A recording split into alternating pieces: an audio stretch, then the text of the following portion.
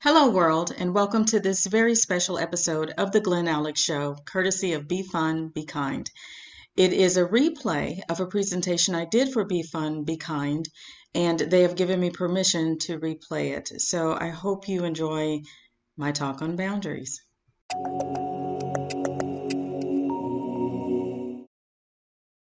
Hello, and welcome to BeFun BeKind. I am Glen Alex, the guest host for this episode. Thank you so much, BeFun BeKind. And I'm here to share some important information with you about boundaries and health. Again, I'm Glen Alex, author of Living in Total Health, clinical social worker, the wealth coach, and host of the Glen Alex Show, which is available on YouTube and multiple podcast platforms. The Glen Alex mission is for you to be joyful, connected, confident, and complete.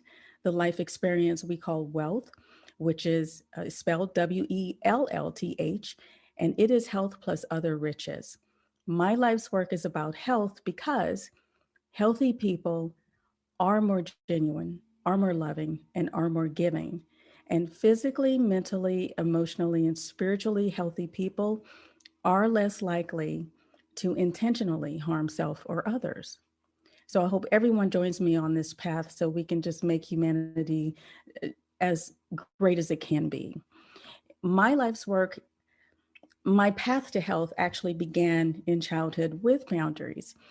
I am the youngest of 10, and we frequently had people in the house. We had music going. We had a lot of socializing. And I was so captivated by the interactions. I would just watch people talk to each other, touch each other. And I can intuitively tell when boundaries were respected and when they weren't. I could tell by the smiles. I could tell by the eye contact. I could tell by the cringes and the pained expressions. And I remember very clearly making vows to myself how I would treat people. And I decided then that I would treat people the way I want to be treated. So my boundary work began from there. I went from watching to learning to experiencing and now to teaching. And so here we are.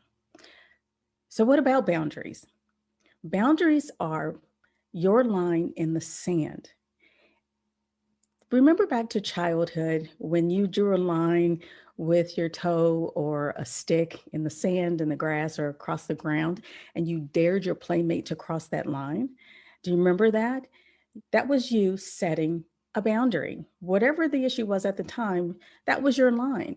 So you can think of boundaries as the line where what you will and won't tolerate meet. Your boundaries are the line where what you will and won't tolerate meet. And before I get into the purposes of boundaries, I just would like to welcome Kanisha, Regina, Bill, Lana, and thank you all for joining and tuning in. And if you have any questions, please pop them in the chat. And so your boundaries are real and they are so important. For me, boundaries are the most underrated aspect of health because without appropriate boundaries, nutrition plans fall through, exercise regimens break down, self-care becomes extinct, and relationships crumble. Healthy boundaries are the foundation for health and happiness. So let's get into the meat of the material. Boundaries have very specific functions, two purposes. Purpose number one is your boundaries are there for individuation. Your boundaries tell you where you begin and end as a person. They tell me where I begin and end as a person. And that's how we relate to each other as individuals.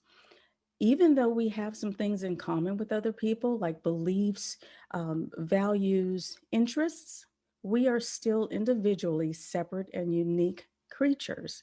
We have our own mindsets, our own perceptions, and more importantly, we have our own gifts and talents that we need to share with the world. So, individuation is very, very important in boundaries. The second purpose of boundaries is for protection, to safeguard the integrity of your person. Your boundaries are an innate alarm system that you are born with.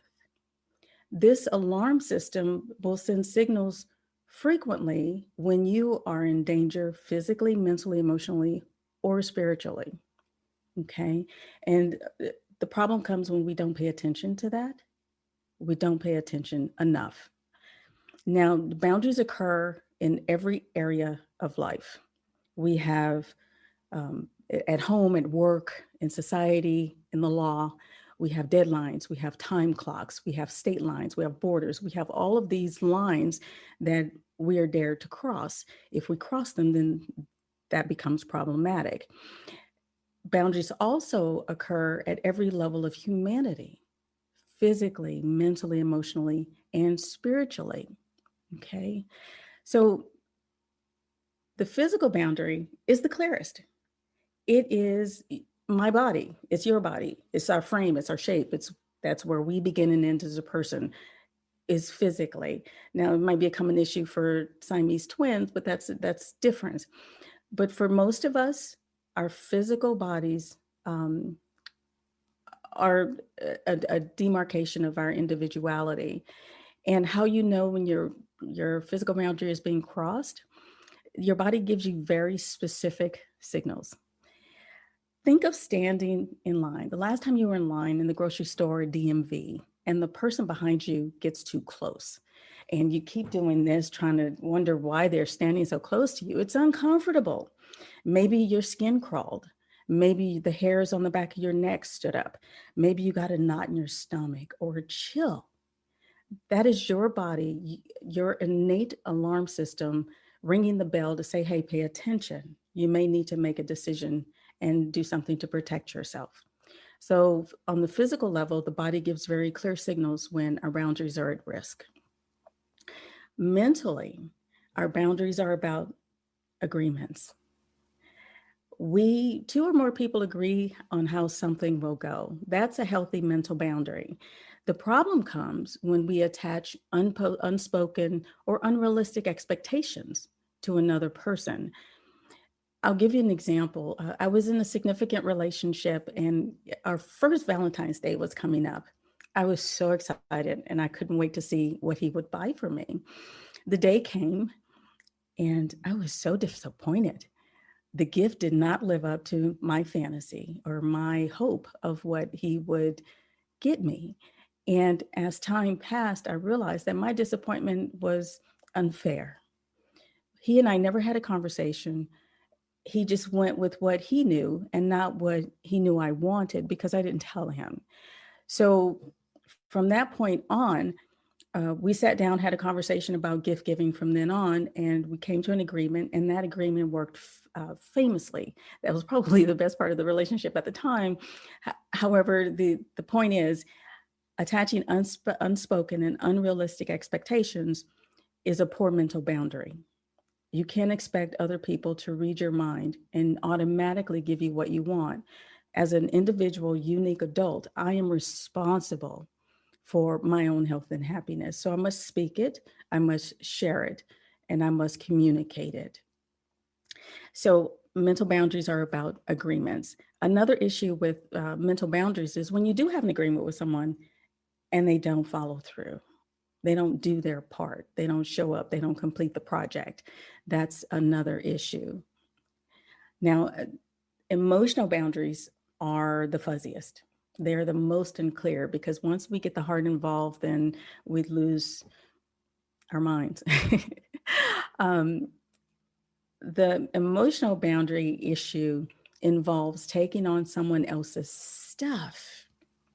Okay. It involves wearing their emotions as if they're your own. Your sister's mad at her husband, so you're mad at him. Your coworker is angry with the boss, so you are angry with the boss.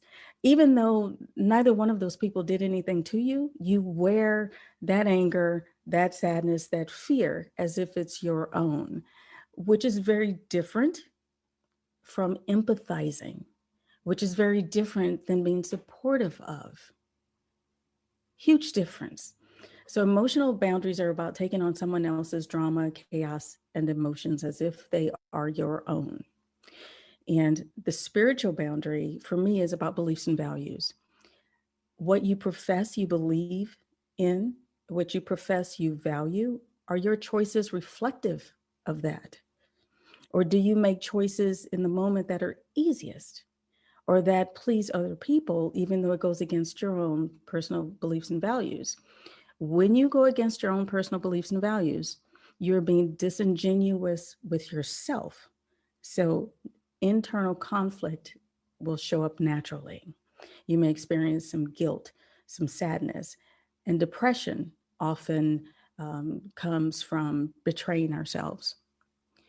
Unfortunately, without support or guidance or counseling, most people will continue to blame themselves and not tease out where their beliefs and values didn't match with their choices.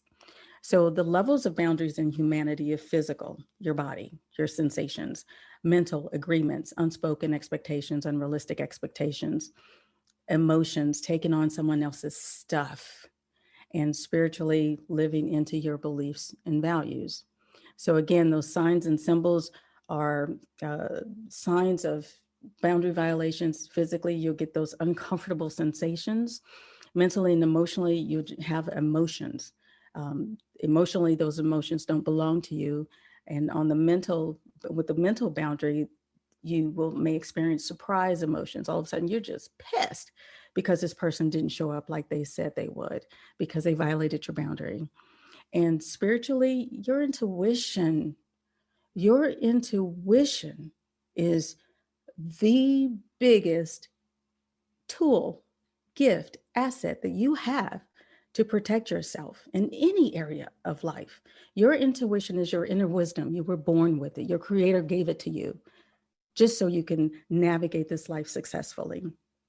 And so that is one tool that I rely on a lot to let me know when I'm making a good choice, when I'm making the best choice, when I am doing well, when I'm not. So again, pay attention to the signs that your personal innate alarm system, your boundaries, will show you. Now, this is my favorite part about boundaries, are the truths about boundaries.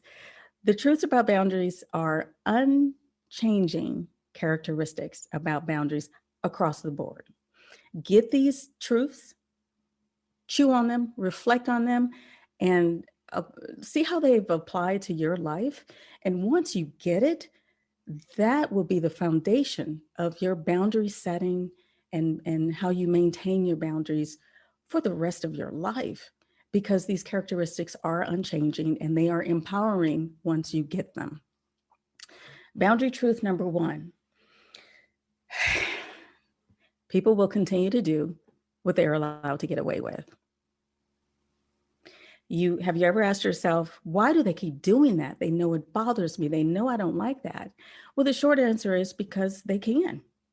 They've gotten away with it before. Human nature says, I'll keep doing it as long as I can get away with it. Most people do not self-correct without consequences.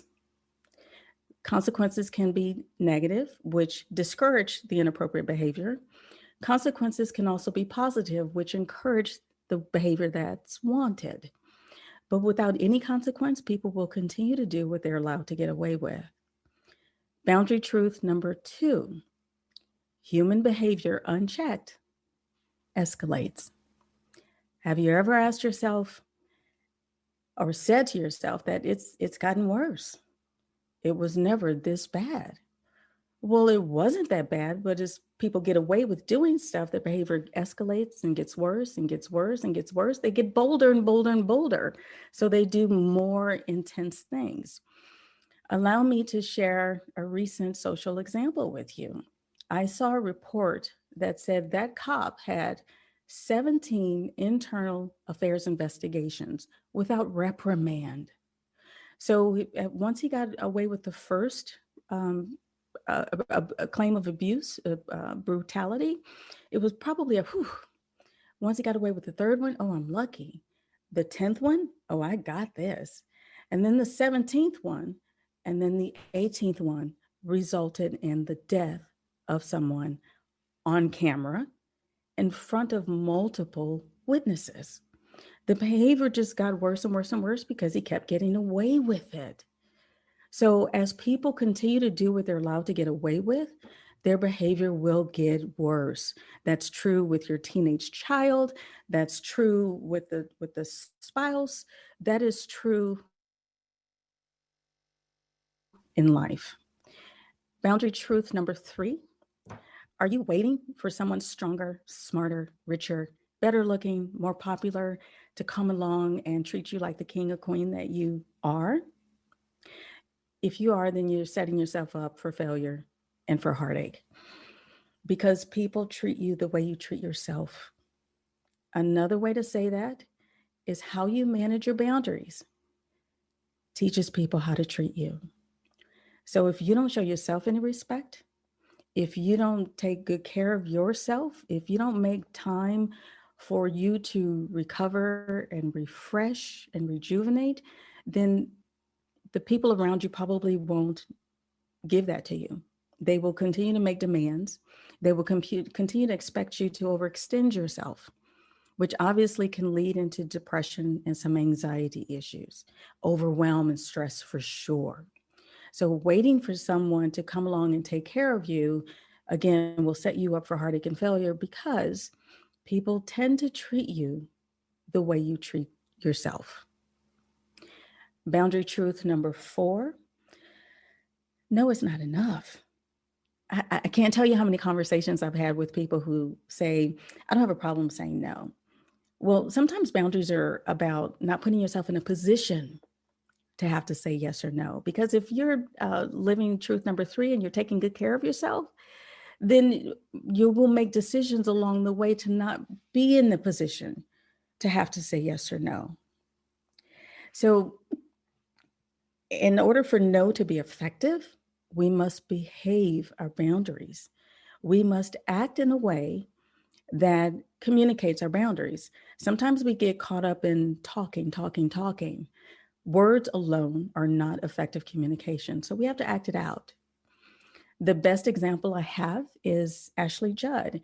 During the Me Too movement, she came out and reported that early in her career, she had a meeting with Weinstein in a hotel room, and he kept making sexual advances toward her. She kept saying no, no, no, no. So he didn't stop. What she did, though, was she physically left the room. She gave up the meeting and physically left the room to protect herself because no was not working. He didn't stop. So she behaved her boundary, she behaved her no, and left. That is huge, huge. So no is not enough. You must behave your boundaries.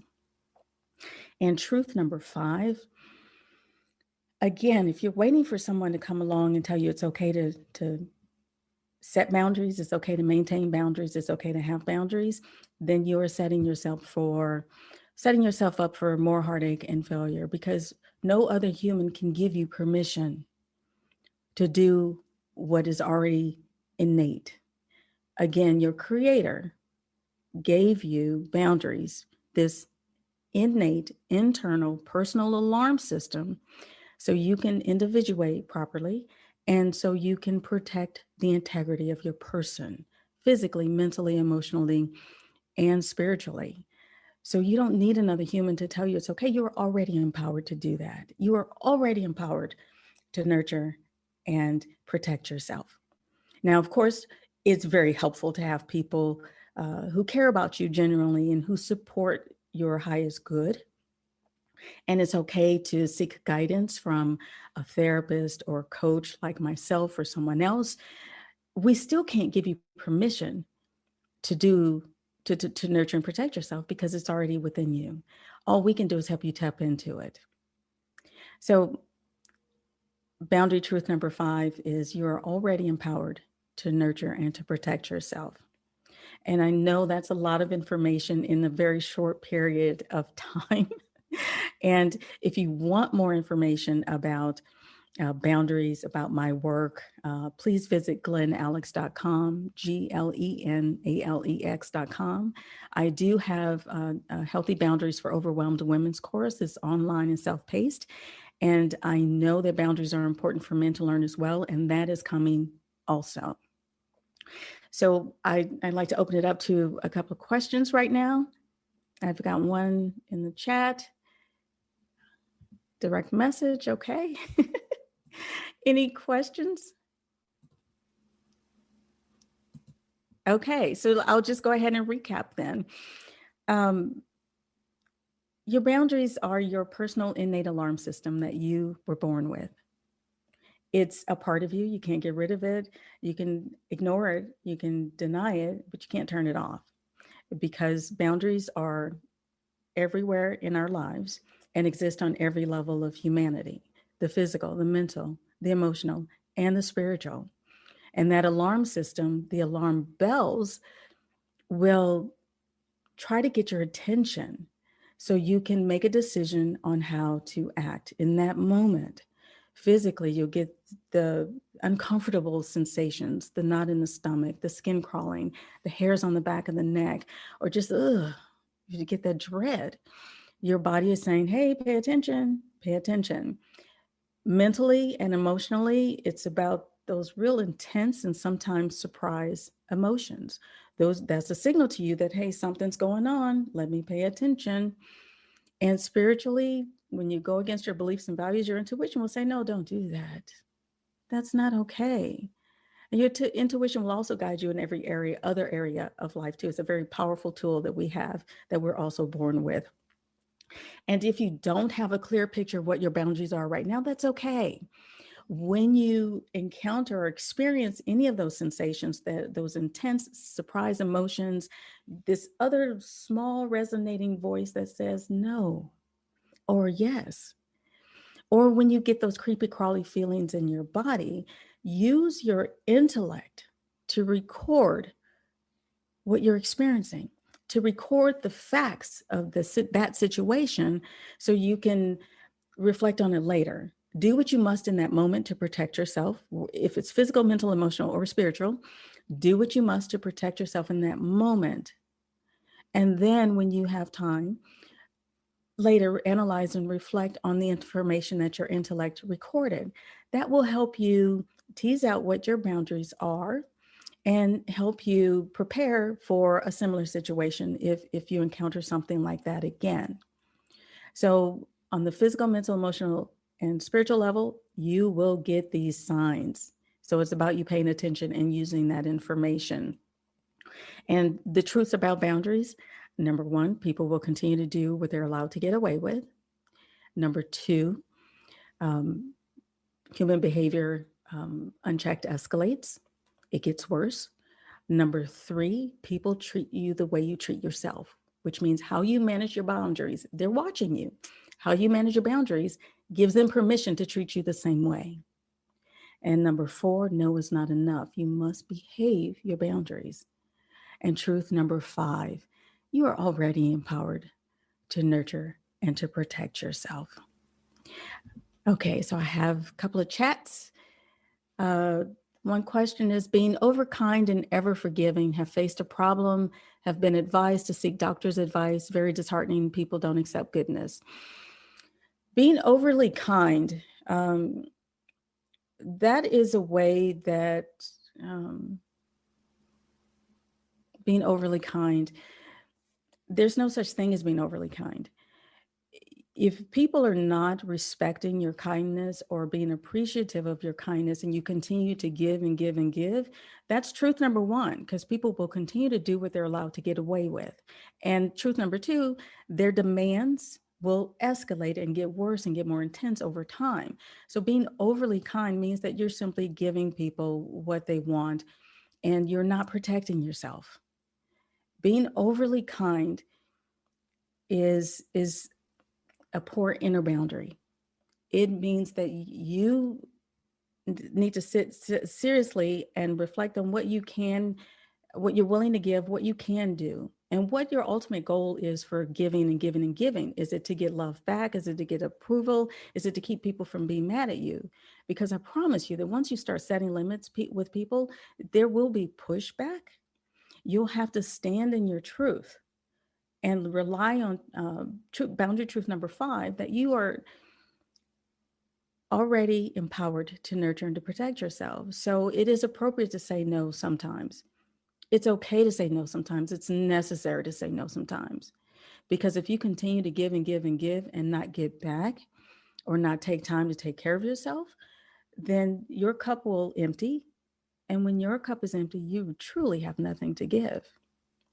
So being overly kind and overly forgiving, you need to set limits on who gets what, when, and for how long. And I'd be happy to go more in depth with you. I do offer a complimentary 30-minute session. Please visit glenalex.com for more information about that. And how do I overcome problems and learn to improve to protect myself? Where can I learn this art? Protect yourself from what? Boundaries also are contextuals. So boundaries are not walls. They're not rigid walls. They are contextual. So depending on the person, the situation, and the timing, you may be more open in that area. An example is I worked with a couple for 6 months before I knew they were married. Their boundaries were so clear at work. They were just coworkers. It wasn't until I realized they had the same weird last name. It was this long lettered last name. And I finally asked another coworker about it. And they said, oh yeah, they're married.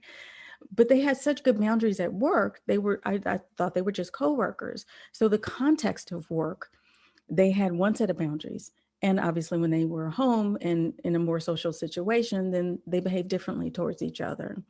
So there is no short, quick answer on how to protect yourself. This is an in-depth process that is pervasive in your being. You must live your boundaries and not just pick it up like a cup of water when you're thirsty. Your boundaries are part and parcel of who you are as a human being. So again, visit glenalex.com. I do offer a complimentary session, and then we can talk more in depth about what your specific issues are. And here's, if as a child you experienced unhealthy or lack of boundaries, how do you learn healthy boundaries? Well, you can start with the experiences that caused you pain, the experiences that inherently you knew were wrong. And it's also about not taking responsibility for another person's behavior, especially an adult. And if you start with what you knew was wrong and what was painful for you, that will give you a really good place to start on what limits you need to set with people in your life now, so that behavior isn't repeated with you. Again, it's not about you taking the blame for what they did. I was related to, not touched inappropriately as a girl by a married man. Now as an adult, married men and also creepy men look at me or relate to me energetically in a way that is entitled, how do I change the energetic hole placed in me from that earlier experience? I was trained to comply, so now my nervous system is nice versus fierce. That's a lot.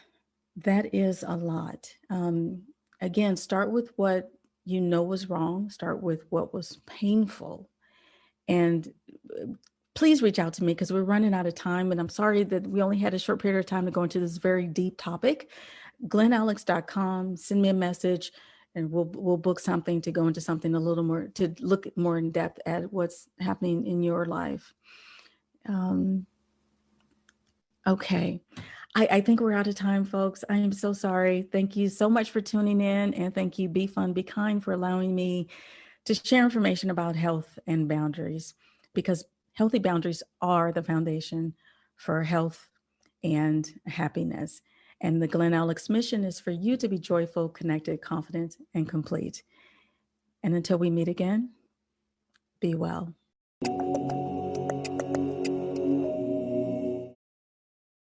To learn more about healthy boundaries and how to set and maintain them, order your award-winning copy of Living in Total Health today.